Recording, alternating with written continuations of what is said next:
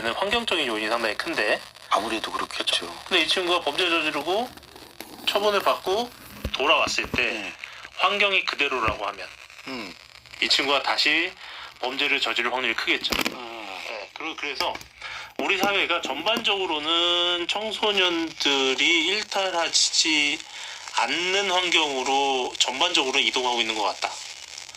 우리 사회 전체를 놓고 보면. 사회가 그러면 좋아지고 있는 거네. 그러니까 전체 통계를 보면 그런 것 같다. 왜냐하면 청소년 전체의 범죄율, 그 전체의 재범률은 완만하긴 하지만 조금씩 감소하고 있으니까요. 근데 반대로 범죄나 비행에 집중적으로 노출돼 있는 그러한 청소년들의 문제는 전혀 해결되고 있지 않다. 이렇게 저는 좀 생각을 해요. 그럼 그 친구들은 어떻게 해줘야 되나? 그런 환경에서 좀 격리를 시켜야 될까요? 격리를 해야죠. 격리를 해야 되는데 우선은 그런 제가 경험치로 보면 가정에서 보호를 못 받을 경우에 이 친구가 비행을 저지를 확률이 매우 커지고 학교에서 보호를 받지 못할 경우에 그러니까 학교를 그만두게 될 경우에는 이 친구가 또 범죄를 저지를 확률이 엄청나게 높아집니다. 예, 그래서 최소한 학교에서는 이러한 친구들도 좀 보듬고 있어야 되지 않을까 라는 생각이 하나 있고요. 두 번째는 지역 커뮤니티 안에 있는 기관들이 있습니다. 각 지역에 있는 뭐 예를 들자 청소년 수련관이라든지 청소년 상담복지센터라든지 여러 가지 그 일본 종합사회복지관이라든지 이런 곳에서 청소년 사업을 정말 헌신적으로 하시는 분들이 꽤 많이 있으시거든요. 최소한 그 가정이 안 되면 학교라도 그리고 지역사회 커뮤니티가 안 된다고 하면 그곳에 있는 기관들이라도 이 청소년들을 지원해주고 살펴주고 보살펴주기 위한 노력을 끊임없이 해야지 이렇게 계속 그 범죄나 비행의 굴레 속에서 빠져나오지 못하는 청소년들에 대한 대책이 마련되지 않을까 이런 생각이 있습니다. 근데 이제 한편에서는 처벌을 강화하면 엄벌하면 그런 게 줄 거라고 생각할 수도 있잖아요. 그게 무서워서 벌 받는 게 무서워서 근데 우리 변호사님은 그런 처벌이 능사가 아니다라고 생각을 하시나 보죠. 우선은 현재 처벌 수준이 과연 약한가? 그래서 이제 한국 사회에는 소년법이 청소년을 이제 봐주는 법이다. 이렇게 생각하는 경우가 많이 있어요. 많이 있는데 물론 소년법은 형사처벌이 아닙니다. 청소년에 대한 행정처분이기 때문에 전과가 남진 않아요. 전과가 남지 않는 어디 교도소로 안 가고 소년원은 학교라고 그러던데. 소년원은 법무부가 운영하는 특수학교입니다. 그래서 전과가 남지 않는다라는 차이점은 있지만 그 처분 내용을 보면 소년법 처분이 결코 약하진 않아요. 예를 들면 9호 처분, 10호 처분이 이제 소년원 처분인데 6개월 2년 이렇습니다. 10호 처분 받으면 소년은 2년 동안 가는 건데 동일한 범죄를 형사법정에서 재판받았을 경우에 징역 2년이 나올 정도의 범죄들은 아닙니다. 그래요? 그러니까 징역 2년 하면 뭐 별거 아니네 이렇게 생각하시는 분들이 꽤 있는데 실제로 형사법정에서 보면 징역 2년 나오는 그 범죄가 그렇게 많지 않습니다. 2년 정도면 상당히 큰 범죄를 저질러야. 근데 그러니까 소년법에 적용이 됐을 때 그 소년은 2년 처분을 받는 정도가 그 형사법으로 따지면 그 정도 사이즈는 되지 않습니다. 그리고 방금 이제 소년원에 가서 거기는 어떤가요? 환경이? 그게 좀 문제가 많은데요. 제가 말씀드렸듯이 소년원은 법무부에서 운영하는 특수학교다라고 말씀드렸잖아요. 이게 중요한 부분이 학교 갔다 온다는 거기서부터 나온 건 아니죠? 그건 아닌 것 같습니다. 근데 이게 중요한 부분이 청소년은 흔히 이제 사회화 과정에 있는 친구들이라고 얘기하잖아요. 그렇죠. 이 친구들이 이제 살아가면서 잘못했을 때는 어른한테 혼나기도 하고 잘하면 어른한테 칭찬을 받기도 하고 이러면서 우리 사회에서 모범적인 시민으로 살아가기 위한 덕목을 배워가는 과정이 사실은 청소년기입니다. 이 사회화 과정이라는 거는 사회 속에 있어야 되는 거죠. 아무리 책과 훌륭한 강사들이 가르친다고 하더라도 이 친구들이 격리돼 있다고 하면 사회화 과정에서 배제되는 거죠.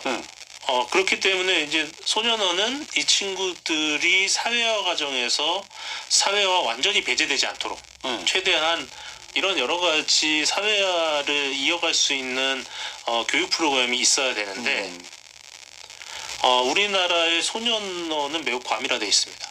어느 정도 과밀화? 보통이 150% 정도예요. 수용 인원에.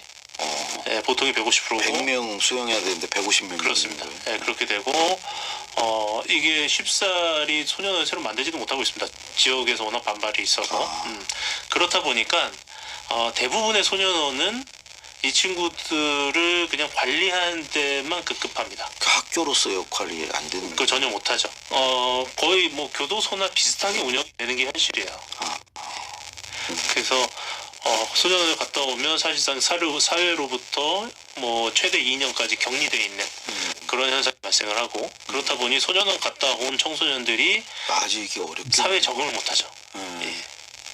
결국 나중에 그 친구들이 또 교도소에 가게 되고. 한국 사회는 저는 한국 사회는 이미 범죄가 계층화됐다고 생각을 해요. 무슨 말이에요? 그러니까 주기적으로 그 검찰청 법무부에서 그 소년원의 재원생들에 대해서 설문조사를 합니다. 네. 너네 집 경제 수준이 얼마래니? 라는 설문조사를 하는데 이게 물론 이제 그 어떠한 지표를 가지고 하는 건 아니고 그냥 물어보는 거예요. 물어봐서 야 너네 집이 상중하 중에 얼마 정도 되는 거 같니? 라고 물어보는데 물어봤을 때 중하라고 대답하는 친구들이 거의 절대 다수입니다. 우리 집은 상류층이에요 라고 생각하는 친구들은 소년원의 뭐 몇 프로 되지 않습니다. 그러니까 환경적으로 보호받지 못한 친구들, 환경적으로 보호받지 못한 친구들이 소년 비행을 할 확률이 크고 그 친구들이 소년원에 갔을 때 소년원에서 제대로 된 교화를 받지 못하고 돌아왔을 때 동일한 환경에 노출이 되고 이런 것의 악순환 속에서 계속해서 비행이 반복되고 반복하다가 성인이 됐을 때 성인 범죄자로 다시 이어져서 성인 범죄자로서 또 계속된 범죄를 저지르는 이러한 루틴에 빠질 가능성이 상당히 크죠. 그러면 근데 그렇게 환경 탓으로 돌리면 그게 되느냐? 환경 탓하면서 이렇게 나쁜 짓을 해도 되느냐? 이렇게 변호사님 같이 말씀을 하면은 그렇게 생각할 수 있지 않습니까? 네. 청소년들이. 물론 개중에는 열악한 환경 속에서도 모범적으로 성장하는 청소년도 있죠. 있지만 간혹 가다가는 저의 케이스가 그렇게 남용되기도 합니다. 학창 시절 때 그렇게 공부도 못하고 말썽장이었던 애가 뭐 변호사도 됐다. 뭐 이렇게 그렇게 되지 않냐? 저 사람 보면 그러지. 그 환경에 무슨 문제가 되냐? 이렇게 소비가 되기도 하는데요. 그 사람들은 그 환경을 극복한 뭐 어떠한 요인이 있었던지 개인적인 역량이 있었던지 뭔가 있었을 거야. 있었을 건데 어떤 좋은 사람을 만났든지. 그렇죠. 그런데 그 케이스를 가지고 그 케이스에 이르지 못한 나머지 절대 다수를 평가해서는 안 된다. 야, 너 누구는 그렇게 어려운 환경 속에서도 그걸 딛고 이렇게 훌륭하게 자라났는데 너는 왜 그래? 너도 할 수 있는데 너는 왜 못해? 오히려 그게 예외적이라는 거죠. 그런 그렇죠. 환경에서 잘 된 경우가. 예외적인 거고 요거를 정당화시키자는 것이 아니라 이 문제를 해결하기 위해서 원인을 짚어보자. 그런 내용입니다. 알겠습니다. 시간이 다 돼서 우리 변호사님 마지막으로 우리 이제 청소년 범죄를 좀 줄이고 그러기 위해서 우리가 사회적으로 어떤 노력들을 해야 하는지 짤막하게 좀 얘기해 주시죠. 청소년을 특히 소년범을 우리 사회가 좀 객관적으로 볼 수 있는 시각이 있었으면 좋겠어요. 어떤 게 객관적? 예를 들면 너무 비난 중심이라는 생각이 들어요.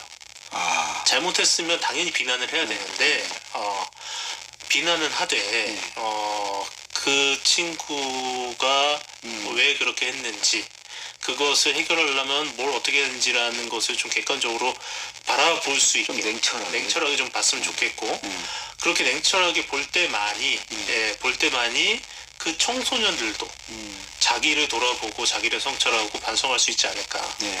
우리 사회가 무조건 그 청소년에게서 너는 나쁜 놈이야, 너는 잘못했어, 너는 벌 받아야 돼 라고 공격만 한다고 하면 그 청소년들은 방어만 할 수밖에 없고 분노만 할 수밖에 또 없고 다시 재발하고. 자기의 잘못을 깨닫지 않고 억울해하는, 나는 억울해라고 하는 청소년은 저는 그러한 청소년이 반성할 수는 없다고 생각합니다. 그렇죠. 예.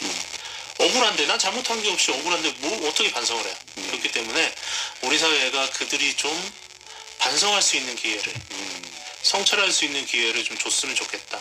예, 알겠습니다. 오늘 여기까지 말씀 듣겠습니다. 고맙습니다. 네, 감사합니다. 위기 청소년을 변호하고 있는 김광민 변호사였습니다.